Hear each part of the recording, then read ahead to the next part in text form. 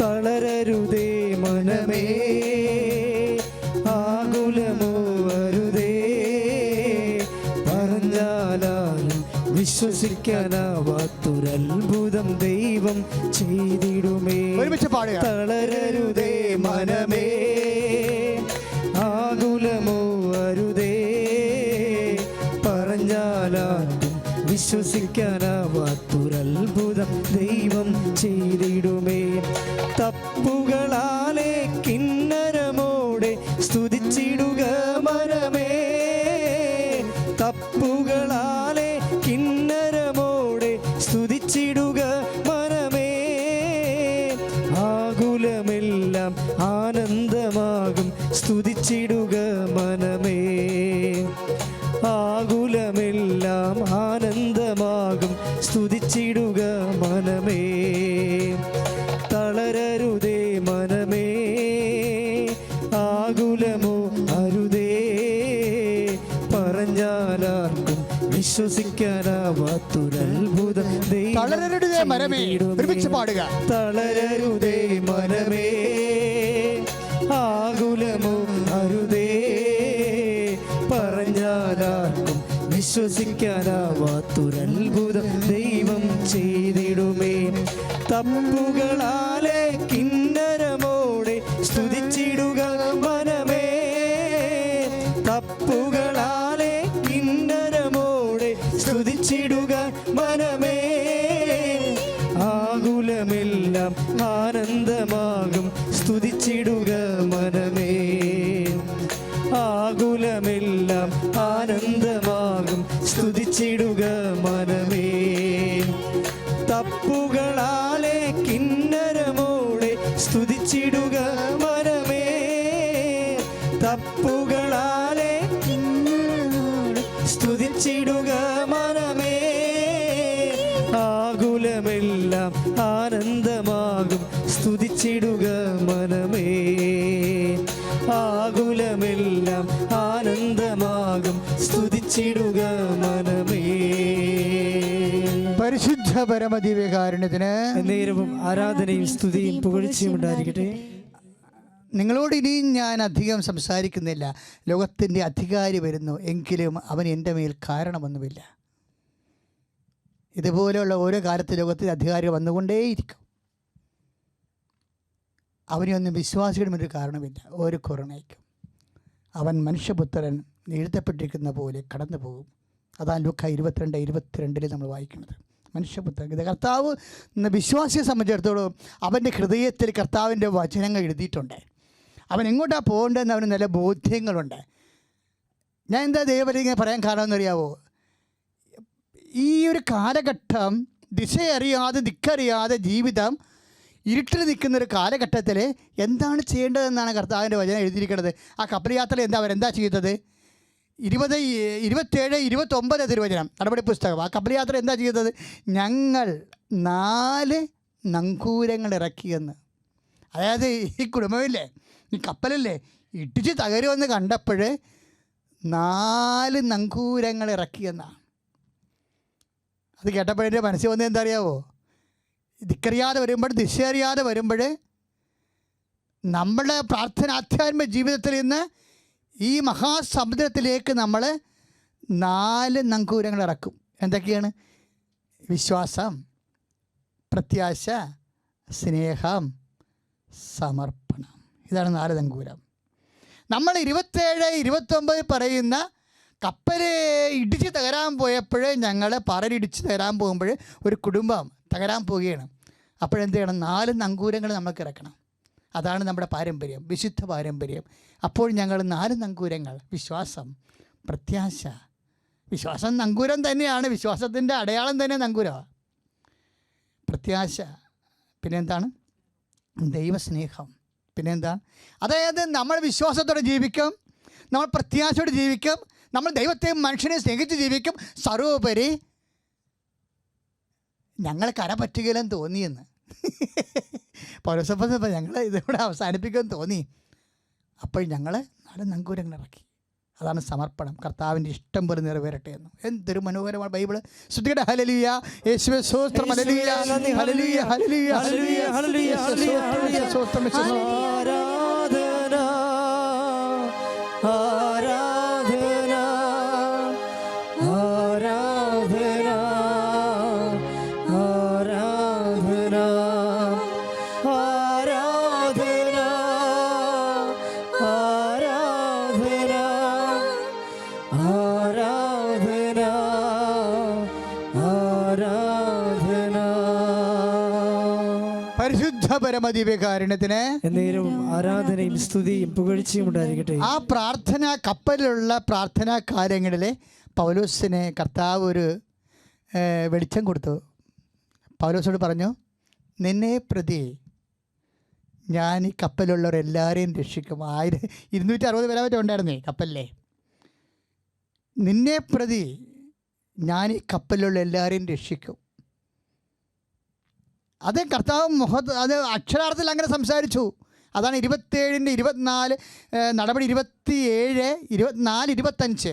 ആ 25-ലാണ് കൃത്യമായിട്ട് പറയണത്, നിന്നെ പ്രതി ഈ കപ്പലിലുള്ള ജനങ്ങളെയും ഞാൻ നിനക്ക് തരുമെന്ന്, നിന്നെ പ്രതി നിനക്ക് ഏൽപ്പിച്ച് തരുമെന്ന്. എന്ന് വെച്ച് കഴിഞ്ഞാൽ നിന്നെ പ്രതി ഞാൻ അവരെ സംരക്ഷിക്കുമെന്നാണ്. അതുകൊണ്ട് പൗലോസ് അവിടെ പറയും, കപ്പൽ തകർന്നു പോണേ പോട്ടെ, നമുക്ക് ജീവിച്ചിരുന്നാൽ നമ്മൾ 10 കപ്പലുണ്ടാക്കും, പക്ഷെ നമ്മൾ ജീവിച്ചിരിക്കണം.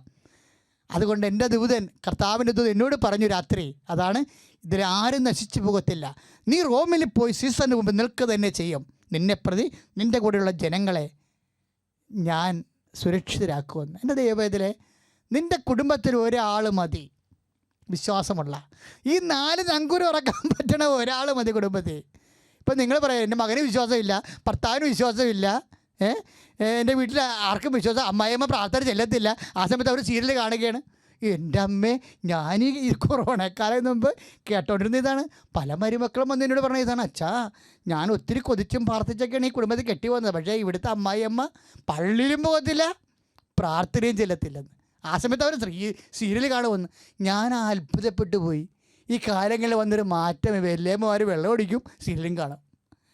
അപ്പം അതായത് വഴിപിഴച്ച മുതിർന്നവർ പോലും തല ചീഞ്ഞിരിക്കണമല്ലേ. ഇപ്പം നമ്മളൊരു മത്സ്യം മേടിക്കുമ്പോൾ ആൾക്കാർ ഈ സൈക്കിൾകാരോട് എന്താ ചെയ്യണത്, അതിൻ്റെ ചെകിള അങ്ങോട്ട് പൊക്കി നോക്കും. എന്നാ കാര്യം, ചെകിളക്ക് കളർ വ്യത്യാസം ഉണ്ടാകുന്നതാണ് നോക്കണത്. തല ചീഞ്ഞാൽ ഉടൽ ഇപ്സഭാഗത്ത് ചീഞ്ഞിരിക്കും. വലിയമ്മമാർ വെള്ളം അടിക്കാനും സീരിയൽ കാണാനും തുടങ്ങിയപ്പോൾ തല ചീഞ്ഞില്ലേ. പിന്നെ എന്തിനാണ് ഈ ഭൂമി നിലനിർത്തിയിട്ട് ദൈവത്തിന് എന്നാ കാണിക്കാനാ? ഓരോ ദുരന്ത മരണങ്ങളും ഇപ്പോൾ 2 ലക്ഷം പേര് മരിച്ചില്ലേ. ഈ ഭൂമി നിലനിർത്തണമുകൊണ്ട് ദൈവത്തിന് എന്ത് ചെയ്യാനാണ്? ദൈവത്തിന് എന്തുണ്ടാകാനാണ്? എന്ത് മഹത്വം ഉണ്ടായി? അപ്പോൾ ദൈവത്തെ മറന്ന് ജീവിക്കുമ്പോഴേ ഇതുപോലുള്ള അശനിവാദങ്ങളൊക്കെ നമ്മൾ വിളിച്ചു പരത്തുകയാണ്. പക്ഷേ ഒരു കാര്യമുണ്ട്, ഒരു കുടുംബത്തിൽ ഒരാളുണ്ടായാലും മതി. പൗലോസ് അതുകൊണ്ടാണ് 27, 25 നിന്നെ പ്രതി ഈ ജനങ്ങളെ ഞാൻ സുരക്ഷിതമായി നിനക്ക് ഏൽപ്പിച്ചു തരുമെന്ന്. ദൈവവേദനെ നിൻ്റെ കുടുംബത്തിൽ നീ മാത്രമേ പ്രാർത്ഥിക്കാനുള്ളൂ, നീ മാത്രമേ വിശ്വസിക്കാനുള്ളൂ, നീ മാത്രമേ ദൈവത്തെ ശരണപ്പെടുന്നുണ്ടെങ്കിൽ നിൻ്റെ ഒറ്റ ബലത്തിൽ കർത്താവ് നിൻ്റെ കുടുംബത്തെ രക്ഷിക്കുമെന്ന് ഓർക്കണം. അതുകൊണ്ട് ഈ കുടുംബത്തിന് രക്ഷപ്പെടാൻ വേണ്ടി, കുടുംബത്തെ നിലനിർത്താൻ വേണ്ടി നീ വിശ്വാസിയായി നിലനിൽക്കാനുള്ള കൃപയ്ക്ക് വേണ്ടി പ്രാർത്ഥിക്കട്ടെ. ശ്രദ്ധിക്കട്ടെ. ഹല്ലേലൂയ ഹല്ലേലൂയ ഹല്ലേലൂയ ഹല്ലേലൂയ യേശുവേ ആരാധന ആരാധന ഹല്ലേലൂയ ഹല്ലേലൂയ ഹല്ലേലൂയ ആരാധന ആരാധന ആരാധന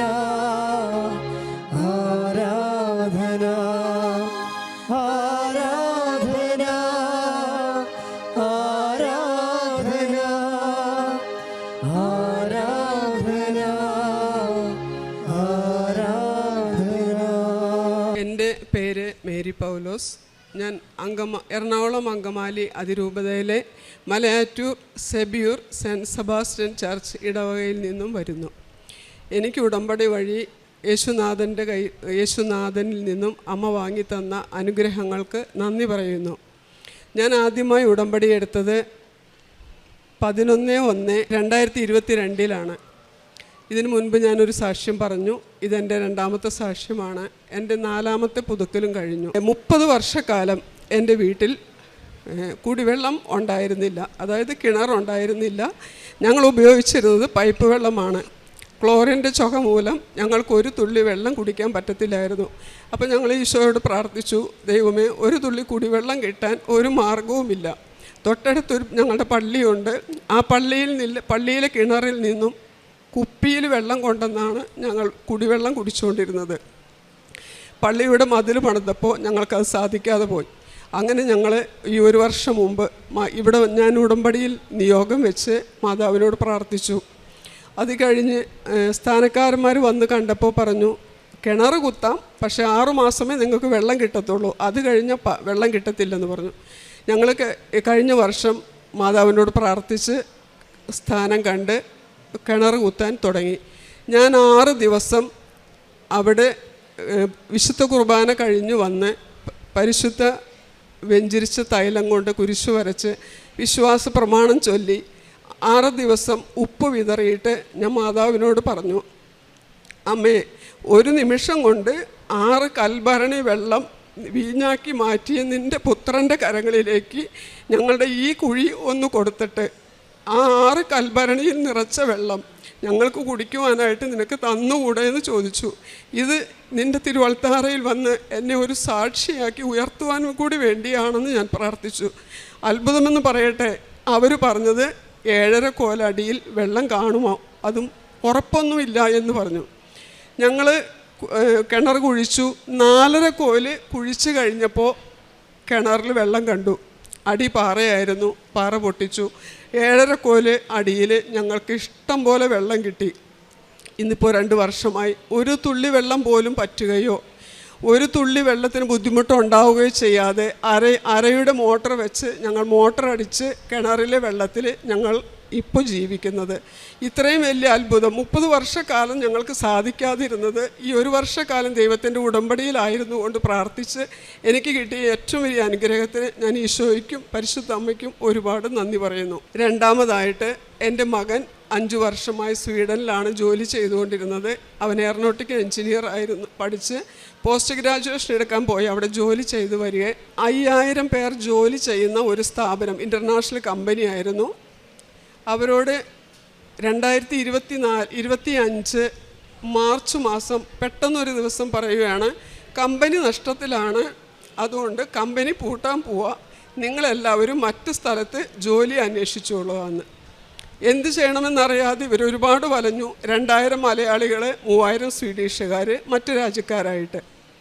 മകൻ എന്നെ വിളിച്ച് പറഞ്ഞു, എന്ത് ചെയ്യണമെന്ന് അറിയില്ല അമ്മേ, വിസയുടെ കാലാവധി തീരാൻ പോകുന്നു, PR കിട്ടേണ്ട സമയമാണ്, 5 മാസമേ വിസയ്ക്ക് കാലാവധിയുള്ളൂ. അതായത് ഓഗസ്റ്റ് 30 2025 അവൻ്റെ വിസ കാലാവധി തീരും. വിസ തീർന്നാൽ ഒരു ദിവസം പോലും ആ രാജ്യത്ത് ഇവർക്ക് നിൽക്കാൻ പറ്റുകയില്ല. അവൻ മാരീഡാണ്. ഭാര്യയെ കൊണ്ടുപോയിട്ട് വെറും 3 മാസമേ ആയിട്ടുള്ളൂ. അവൾക്ക് ജോലിയോ ഒന്നും ആയിട്ടില്ല. എന്ത് ചെയ്യണമെന്നറിയാതെ വലഞ്ഞു. പക്ഷേ ഞാൻ ദൈവത്തോട് പ്രാർത്ഥിച്ചു. ഇവിടെ ഒന്ന് ഉടമ്പടി പുതുക്കി മാതാവിനോട് പറഞ്ഞു, ഞാൻ എന്താണ് ചെയ്യേണ്ടത്? കുടുംബത്തിൻ്റെ ഏക ആശ്രയമാണ്, നിനക്കൊരു വഴി കാണിച്ചു തരാൻ പറ്റുമല്ലോ.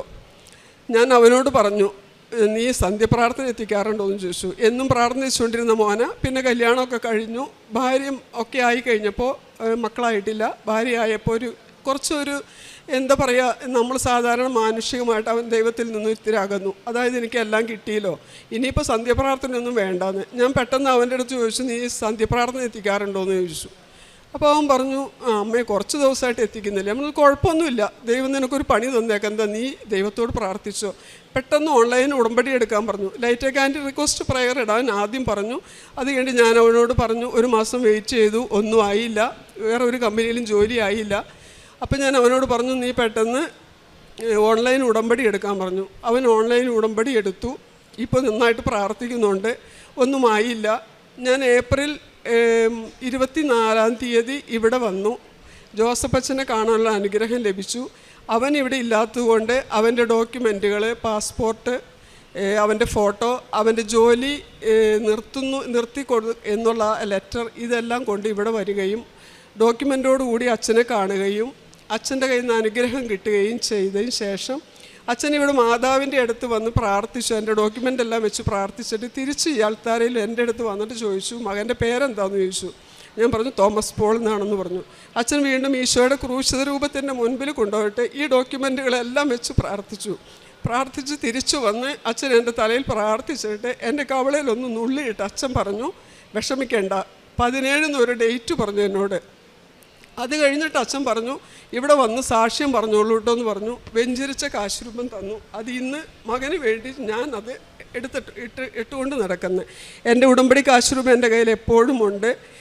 എന്നിട്ട് ഞാൻ അവനോട് പറഞ്ഞു, ഇവിടെ വന്ന് നീ എന്ന് നാട്ടിൽ നിനക്ക് വരാൻ പറ്റുന്നുവോ ഈ അൾത്താരയിൽ വന്ന് ആ മകനെ കൊണ്ട് ഞാൻ സാക്ഷ്യം പറഞ്ഞോളാന്ന് പറഞ്ഞു.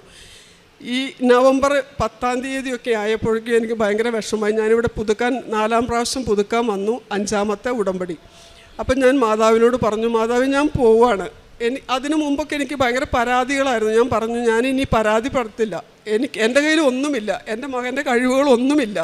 നിൻ്റെ പുത്രൻ്റെ കഴിവിൽ നിനക്ക് ഞങ്ങൾക്കൊരു ജോലി തരാൻ സാധിക്കുമെങ്കിൽ ഞങ്ങളെ അനുഗ്രഹിക്കുക.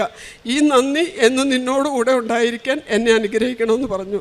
അത്ഭുതമെന്ന് പറയട്ടെ, നവംബർ 11-ാം തീയതി മകനെ വിളിച്ച് കമ്പനി ആവശ്യപ്പെട്ടു, നവംബർ 17-ാം തീയതി നീ ജോയിൻ ചെയ്തോളാൻ പറഞ്ഞു. ഓഫർ ലെറ്റർ കൊടുത്ത് അവനെ കൊണ്ട് സൈൻ ചെയ്യിച്ചു. അച്ഛൻ പറഞ്ഞ അതേ ഡേറ്റ് 17. ഞാനപ്പോൾ എന്താണ് എനിക്ക് ഈശോയോട് പറയേണ്ടതെന്ന് അറിയില്ല. ഞാൻ അവനോട് പറഞ്ഞു, ദൈവത്തിന് നന്ദി പറഞ്ഞോ എന്ന് ചോദിച്ചു. ഞാൻ ആദ്യം അതാ പറഞ്ഞു അമ്മയെന്ന് പറഞ്ഞു. എന്ന് അവന് ഇനി വിസ കിട്ടി, വിസ പുതുക്കി ഇവിടെ വരാൻ പറ്റുന്നു, ഈ തിരുവൾത്താരയിൽ വരും. ഇതെൻ്റെ 2-ാമത്തെ സാക്ഷ്യം. പിന്നെ 3-ാമത്തെ സാക്ഷ്യം എന്ന് പറയണത്, 25 വർഷമായിട്ട് ഞാൻ അലർജി രോഗത്തിന് അടിമയായിരുന്നു. അലർജി രോഗം എന്ന് പറഞ്ഞാൽ തുമ്മൽ. രാവിലെ എഴുന്നേൽക്കാൻ എനിക്ക് പറ്റത്തില്ല. തുമ്മി ഒരു അരമണിക്കൂർ നേരം ഞാൻ നിന്ന് തുമ്മണം. ലാസ്റ്റ് എനിക്ക് യൂറിൻ പാസ് ചെയ്യുക, അതുപോലത്തെ ഒരു തുമ്മലായിരുന്നു. ഞാൻ പല ഹോസ്പിറ്റലുകളിലും പോയി. സെട്രിസിൻ 10 mg ഞാൻ ഡെയിലി യൂസ് ചെയ്തുകൊണ്ടിരുന്നൊരു വ്യക്തിയാണ്. 25 വർഷമായിട്ട് ഒരു ദിവസം പോലും എനിക്കത് കഴിക്കാതെ മുന്നോട്ട് നീങ്ങാൻ പറ്റത്തില്ല. ലാസ്റ്റ് എൻ്റെ അടുത്ത് ഹസ്ബൻഡ് ഒത്തിരി ചൂടാവാൻ തുടങ്ങി. എല്ലാവർക്കും അസുഖം മാറും, നിനക്ക് മാത്രം എന്ത് ഇതിങ്ങനെ എന്ന്. അപ്പം ഞാൻ കഴിഞ്ഞ 9 മാസം, ഇപ്പോൾ ഇന്ന് 9 മാസമായി എൻ്റെ 3-ാമത്തെ ഉടമ്പടി പുതുക്കാൻ ഇവിടെ വന്നപ്പോൾ ഞാൻ മാതാവിൻ്റെ അടുത്ത് കരഞ്ഞ് പ്രാർത്ഥിച്ചു, മാതാവേ ഇനി ഞാൻ ഈ സെട്രിസിൻ എന്ന ഗുളിക എടുക്കത്തില്ല, നീ എന്നെ കൊണ്ട് അത് തൊടിയിപ്പിക്കരുത്, നിൻ്റെ പുത്രൻ്റെ ശക്തിയാൽ എനിക്കത് പൂർണ്ണമായിട്ട് മാറ്റിത്തരണം, ഞാൻ ഒരുപാട് അവഹേളനങ്ങൾ സഹിക്കുന്നുണ്ടെന്ന് പറഞ്ഞു. ഞാൻ ഇവിടെ നിന്ന് പോയി. അന്ന് വൈകിട്ട് ഞാൻ പതിവ് പോലെ വീട്ടിൽ ചെന്ന് പ്രാർത്ഥന കഴിഞ്ഞ് ചോറൂണ് കഴിഞ്ഞ് ഞാനത് ഗുളിക കഴിച്ചു. പിറ്റേ ദിവസം ഞാൻ മറന്നുപോയി ഗുളിക കഴിക്കാൻ. ഞാൻ കഴിച്ചില്ല ഗുളിക, പക്ഷെ ഞാൻ ഉറങ്ങി.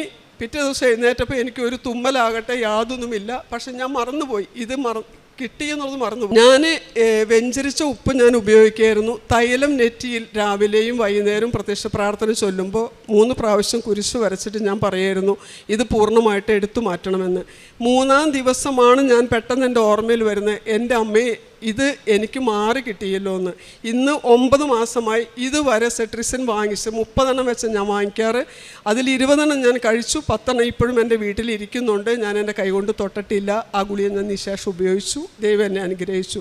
ഇതിന് ഞാൻ ഈശോയ്ക്കും പരിശുദ്ധ അമ്മയ്ക്കും കോടാനുകൂടി നന്ദി പറയുന്നു. പിന്നെ 4-ാമതായിട്ട് എൻ്റെ വലത് മുട്ടുകാല് ഭയങ്കര വേദനയായിരുന്നു. എനിക്ക് രാത്രിയിൽ ഉറങ്ങാൻ പറ്റത്തില്ല. അത് ഒരു പൊസിഷനിൽ കാല് വെച്ചാൽ അവിടെ നിന്നൊന്ന് നിവർത്തണമെങ്കിൽ ഞാൻ അമ്മയെന്ന് വിളിക്കാതെ എനിക്ക് നിവർത്താൻ പറ്റത്തില്ലായിരുന്നു. രാത്രി എനിക്കും ഉറങ്ങാൻ പറ്റത്തില്ല, ഹസ്ബൻഡിനും ഉറങ്ങാൻ പറ്റത്തില്ല. ഇങ്ങനെ ഞാൻ അങ്കമാലി ഡിസ്ട്രിക്ട് ഹോസ്പിറ്റലിൽ പോയി ഓർത്തോയെ കണ്ടു. ഡോക്ടർ എക്സ്റേ എടുത്ത് കഴിഞ്ഞപ്പം പറഞ്ഞു കുറച്ചൊരു തേയ്മാനത്തിൻ്റെ പ്രശ്നമുണ്ട്, അല്ലാണ്ട് വലിയ പ്രശ്നമൊന്നും കാണുന്നില്ല. പിന്നെ കുറച്ച് വേരിക്കോസ് വെയിനുണ്ട്, ഒന്ന് സർജനെ കാണാൻ പറഞ്ഞു, ന്യൂറോ സർജനെ കാണാൻ പറഞ്ഞു. ഞാൻ എന്നിട്ട് ഞരമ്പിൻ്റെ ഡോക്ടർ സർജനെ കണ്ടു. അങ്ങേരെ എന്നെ ഒന്ന് പുച്ഛിച്ച് എന്നൊരു മട്ടിൽ പറഞ്ഞിട്ട് പറഞ്ഞു, ഓ ഇത് സർജറി ഒന്നും ചെയ്യാനുള്ള കാര്യമൊന്നും ഇല്ലടോ, താൻ പോയിക്കോ, എന്തെങ്കിലുമൊക്കെ എക്സർസൈസ് ചെയ്യുന്നു പറഞ്ഞു. എനിക്ക് ഭയങ്കര വിഷമമായി. അന്ന് ഞാൻ തിരിച്ച് വീട്ടിൽ വന്നു. എനിക്ക് ഉറങ്ങാൻ പറ്റുന്നില്ല, വേദന കൊണ്ട് ഞാൻ പുളയുക. ഹസ്ബൻഡ് ഇതുപോലെ തന്നെ എന്നെ വഴക്ക് പറഞ്ഞു, ഇനി നിന്നെ എവിടേക്ക് കൊണ്ടുപോകാനാന്ന് ചോദിച്ചു. ഞാൻ ഇവിടെ പിറ്റേ ദിവസം തന്നെ ഞാൻ ഇവിടെ വന്നു. ഉടമ്പടി പുതുക്കാനല്ല, ചുമ്മാ ഇവിടെ വന്നു മാതാവിൻ്റെ അടുത്ത് പ്രാർത്ഥിച്ചു. അവിടുത്തെ വലിയ മാതാവിൻ്റെ അടുത്ത് വന്ന് ഞാൻ മുട്ടയിൽ നിന്നു.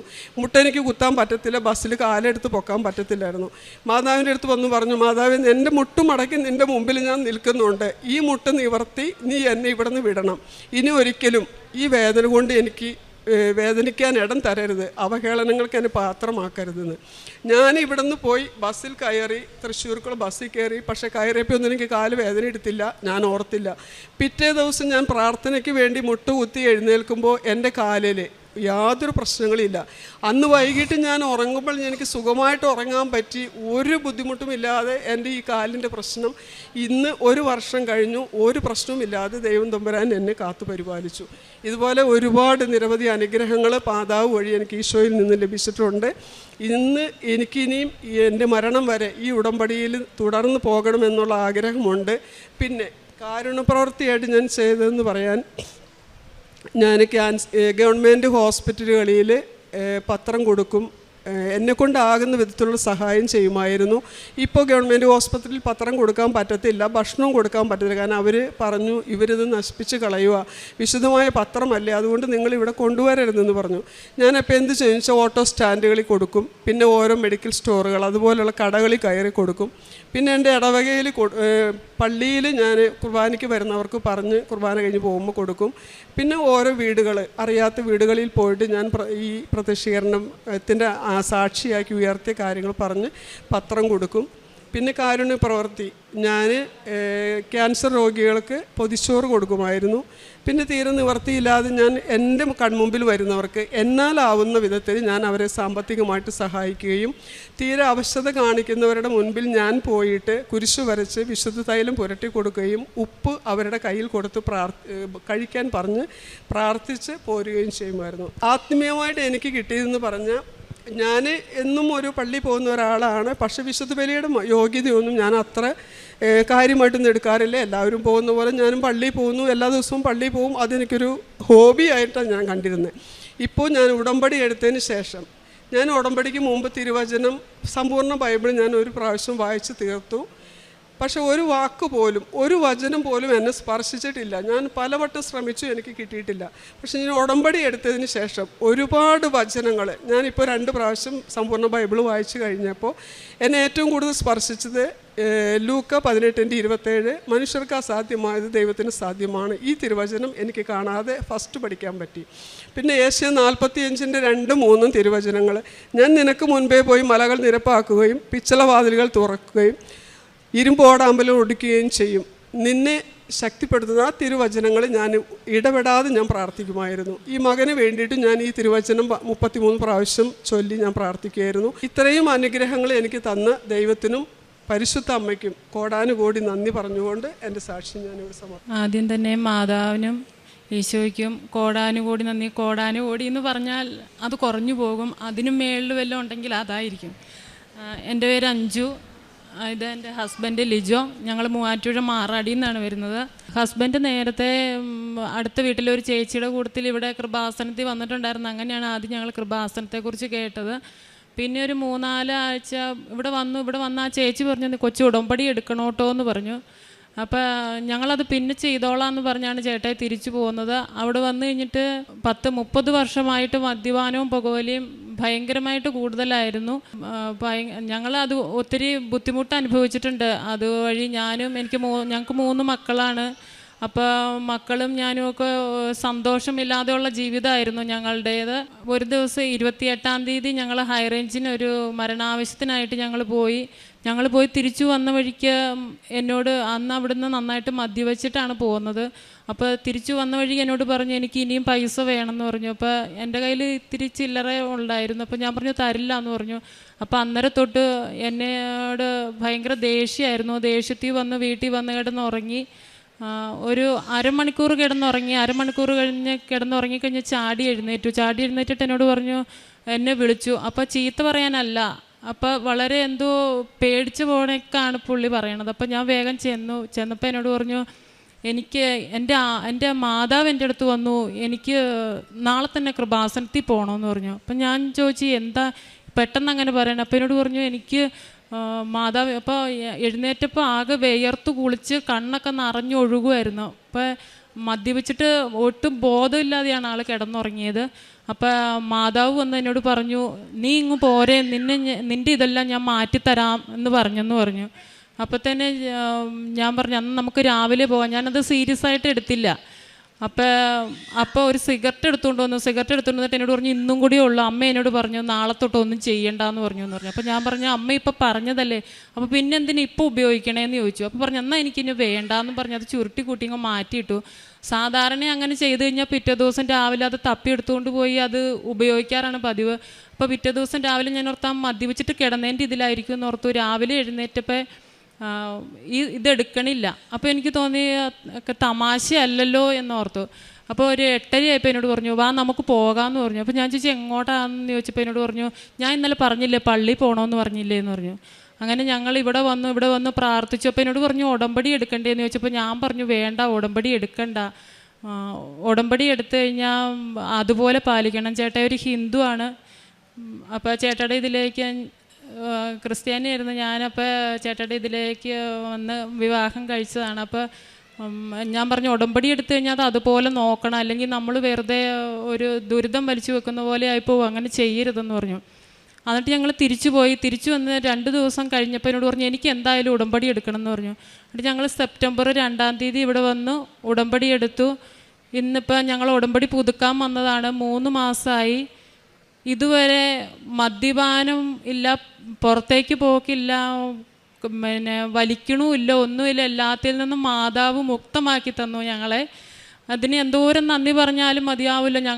ഞാനും മക്കളും അതുപോലെ സന്തോഷിച്ചു. അപ്പോൾ 30 വർഷമായിട്ട്, 30 വർഷം എന്ന് പറഞ്ഞാൽ അതെങ്ങനെ തുടങ്ങിയെന്ന് ഹസ്ബൻഡ് പറയും. എനിക്ക് ചെറുപ്പം തൊട്ടേ എനിക്ക് അമ്മയും അപ്പനും ഇല്ല. അപ്പോൾ ഞാൻ കൂട്ടുകാരുടെ കൂടി ഇങ്ങനെ പുറം ഒക്കെ നടന്ന് ഒക്കെ ഭയങ്കര മദ്യപാനം ഇതൊക്കെയായിരുന്നു. എങ്ങനെ അന്ന് മാതാവിനോടും ഈശോയോടും നന്ദി പറഞ്ഞത് എനിക്കറിയാൻ വേണ്ട. എല്ലാം എൻ്റെ മാതാവ് എനിക്ക് മാറ്റിത്തന്നു.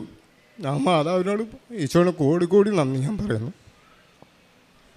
അപ്പോൾ ഹസ്ബൻഡിൻ്റെ അമ്മ ചെറുപ്പത്തിൽ ഇട്ടിട്ട് പോയതാണ് 12 വയസ്സുള്ള. അപ്പോൾ 12 വയസ്സിൽ തുടങ്ങിയ മദ്യപാനവും പുകവലിയാണ് മാതാവ് ഒറ്റ രാത്രിയും കൊണ്ട് മാറ്റി തന്നത്.